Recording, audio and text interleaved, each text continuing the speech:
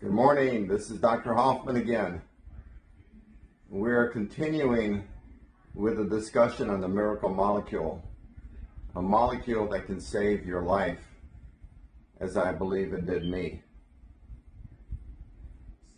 It's a 5-carbon sugar, but as stated in previous lessons, the FDA does not consider it a sugar.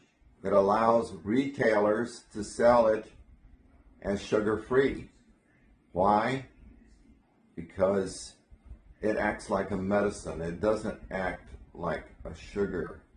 Sugar increases the glycemic index, which leads to diabetes and other problems. But xylitol decreases it. Regular sugar, which is a 12-carbon sugar, by the way, broken down in the mouth into two 6-carbon sugars, has a glycemic index of 70. But xylitol is 10 times less. Its glycemic index is only 7. So it's good for you. It's supernatural because it's natural in the cells of your body. Almost every single cell in your body has xylitol in the mitochondria. It's there for a very, very important reason. And it's probably to repair DNA and RNA because ribose is the centerpiece of those two huge molecules, and it's also a 5-carbon sugar that will need to be repaired every so often or extended. Likewise, and by the way, that's called mitochondrial DNA and RNA. Likewise, the xylitol is working in plants and vegetables and fruit. So you can consume it naturally. So we know it's a very good sugar because it's found in vegetables, right? And in a lot of fruit. And we've gone over that before for you. And cauliflower, by the way, is one of those vegetables, and so are mushrooms. Two vegetables that are like medicine. Cauliflower helps to prevent cancer. And by the way, the Chinese are doing research on xylitol and finding that it does help to prevent cancer.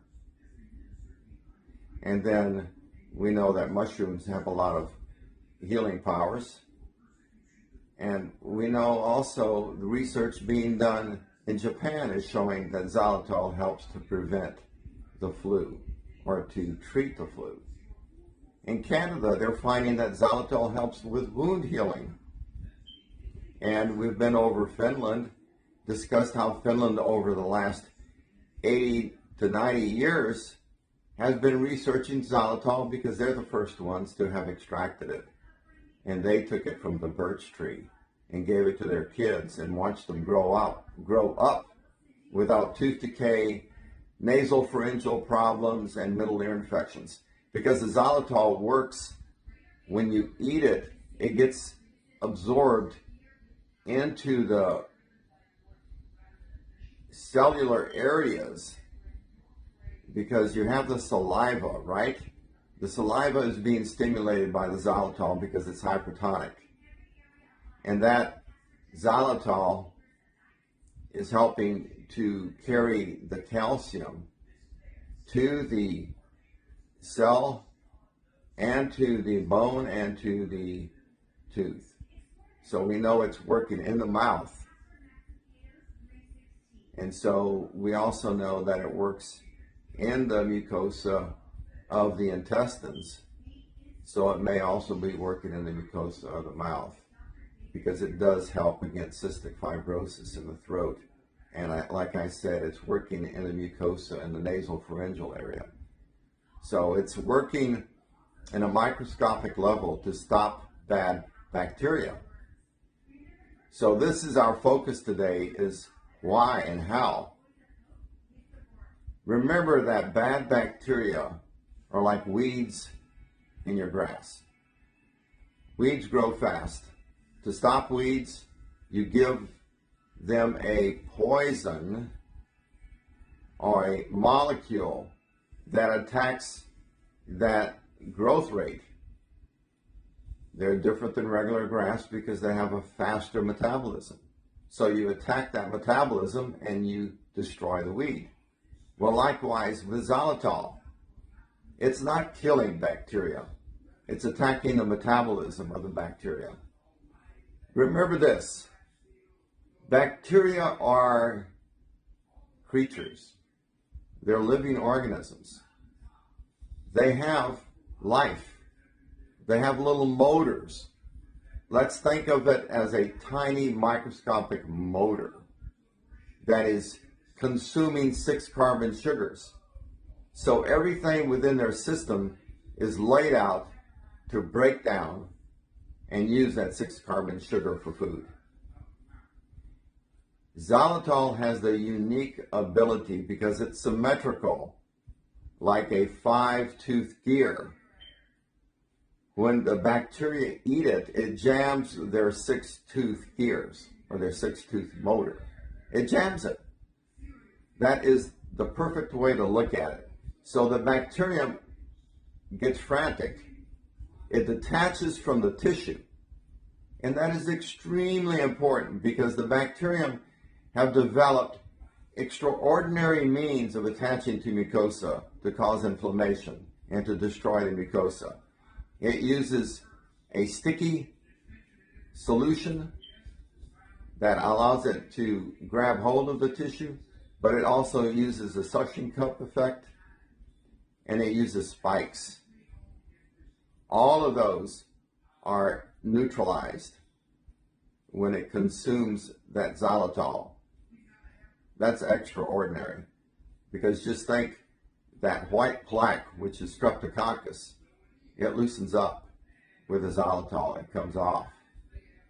You can't scrape it off with a wooden pallet scraper, but it does come off with xylitol.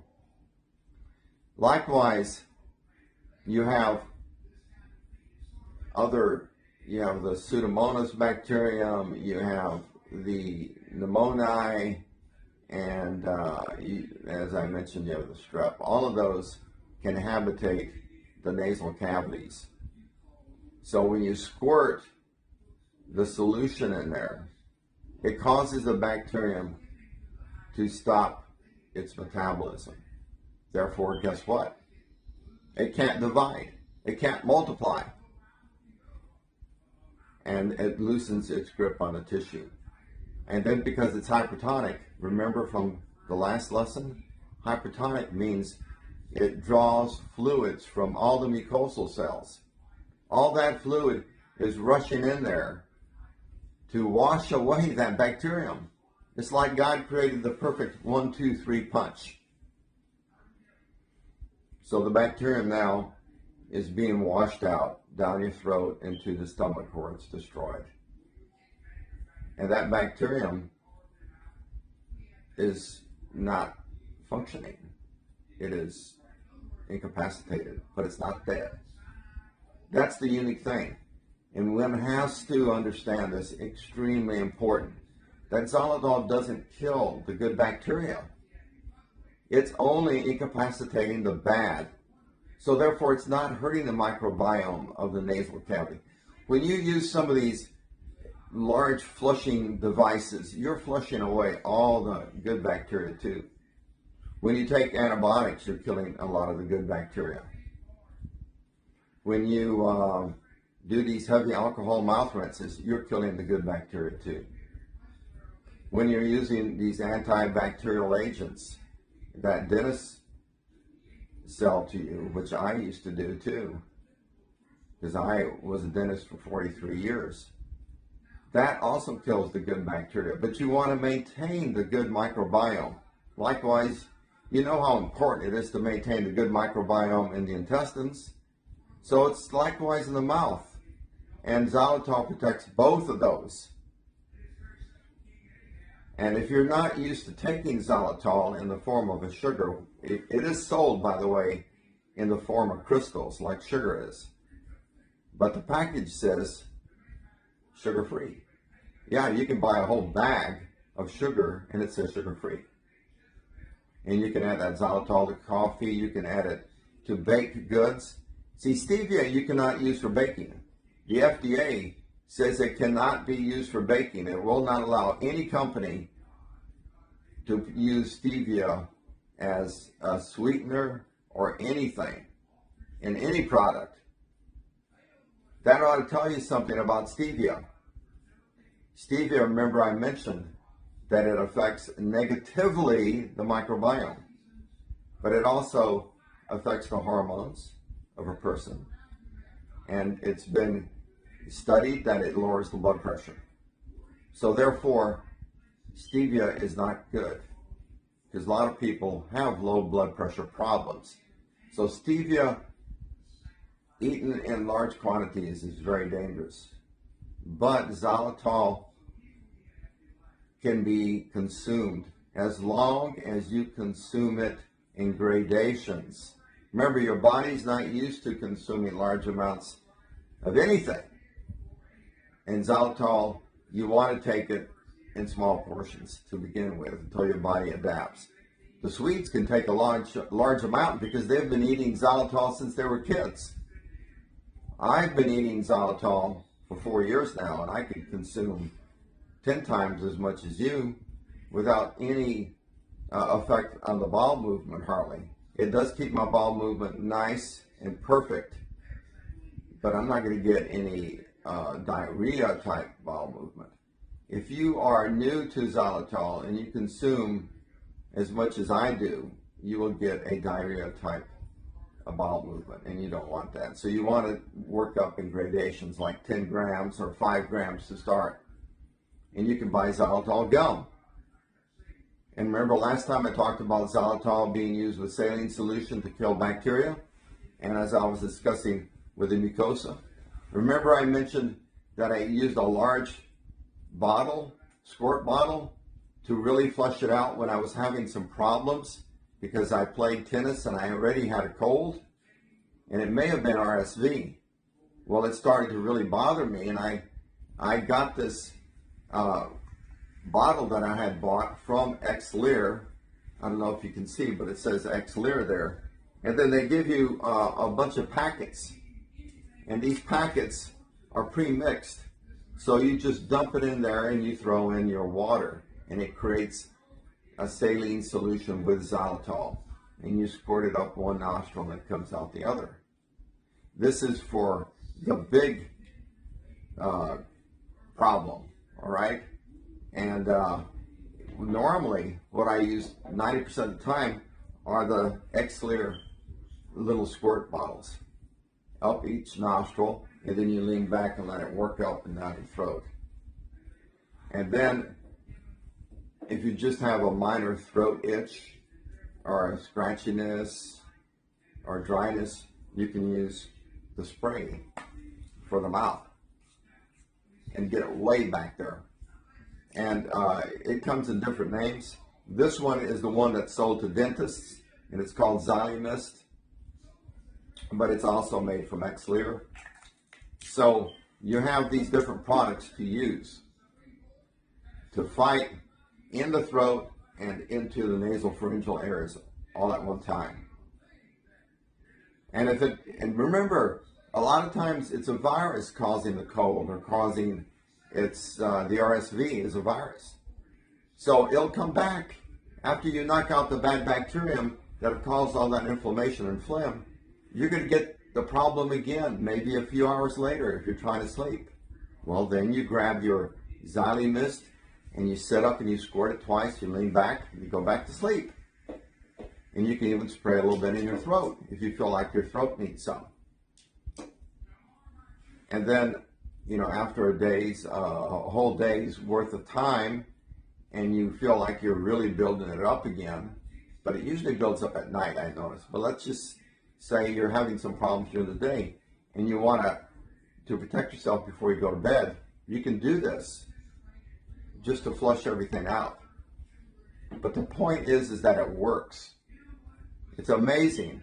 It can help people with all kinds of sinus problems, even pre-COVID problems. You know, that phlegm that gets into the lungs and all that, that's what causes a lot of the problems. But if you wait too long, then you have to see the doctor. Likewise with RSV, likewise with the flu. If you let it go too long and it's already down into the bronchi, you need to see your physician. And because you start getting some reactions, your body starts fighting it, and you need to get the corticosteroids in your system to protect you.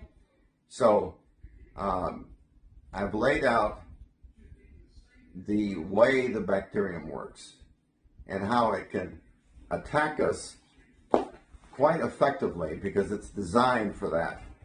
Now there's my book, which I wanted to share with you. This is one of the covers, and it's Dentistry Exposed. And this is the other cover of Dentistry Exposed. Both books are the same. And I was also going to let you know about that yeast infection. Remember I mentioned yeast.